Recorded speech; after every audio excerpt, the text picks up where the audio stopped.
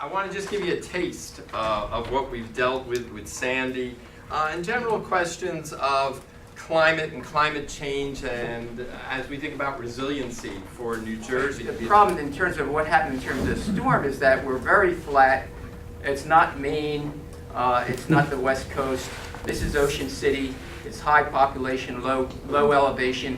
So the idea behind resiliency more generally incorporates this idea of this dynamic reorganization, that a system undergoes a disturbance, gets impacted, but reorganizes. When you talk about resiliency, it's not just about the coast, and it's not just about hurricanes. Okay, that's kind of part of my message. Do you not see that she has a historic map I of hurricane also tracks? have every hurricane that has made landfall Okay. on the U.S. 1940 to 1979, and then 1980 to 2004. And then the big ones that cause severe damage are called out in yellow. Whether or not yellow ends up being the right color, you might call them out slightly different so people can see the New Jersey ones. The concept forgives you at the end of some weird mistakes. So if your concept was all about the aging population. The goals of the studio is to bring in something very complex and force them to again really drill down to the things that matter most, and also to understand how those pieces connect. One of the big issues in a studio like this is actually that there's an enormous amount of science coming to bear. Now, because we've incorporated the issues surrounding Hurricane Sandy, there's some very specific science issues. But anytime we teach these larger regional design studios, and one of the basic ideas of geodesign is helping designers integrate science and information into solutions that make them more defensible, more logical, make them solutions that will make sense in 50 and 100 years. And so that building on science really celebrates a different part of the designer in a way that is something that for the students is a challenge.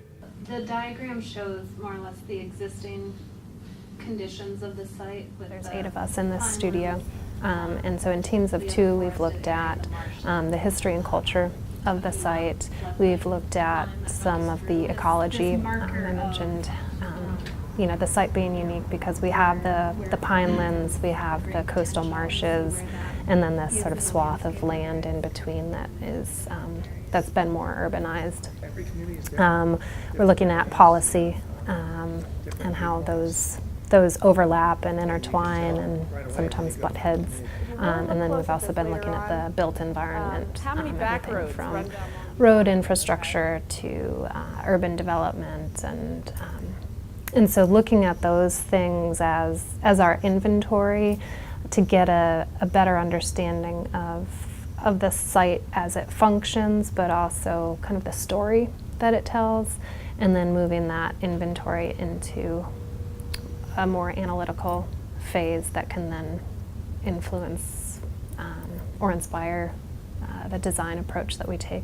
With abundant open space, thanks to the policy in place at the local, state, and federal levels, there are a multitude of opportunities for exploring the great outdoors. The natural environment is very important for recreation in our region. The second is the healthcare worker. Healthcare and this studio is services different primarily is the in largest terms deployment of center the in scale. and it is projected to grow. This is, a regional design studio, so we're looking at a much larger area than we've really ever looked at before. And in some ways, everything that we've learned still applies, and in some ways, it just opens up a whole box of new things we need to look at. Connectivity is really important in ways between different areas at a different scale. Finding pockets within the area seems like it's more important. And I think just appreciating the diversity within the site, I think is going to continue to be more important throughout the semester. I think there probably was a couple of people behind me, I've shown Dave and Leah. I don't live on the water. We spend lots of time during the design process to talk with the local residents and the local government employees. We want to know deeper about what they're really thinking. This is going to be a scene at night in the downtown area, so it's like, you know, it's a summer night, you're out with your friends. A lot of our studios have been very small scale studios or hypothetical. Like, this is not a hypothetical scenario that our professors are thinking up. Like, this really happened, and we're dealing with real information and real people and a real physical site. So I think that'll be probably the biggest thing that stands out for me.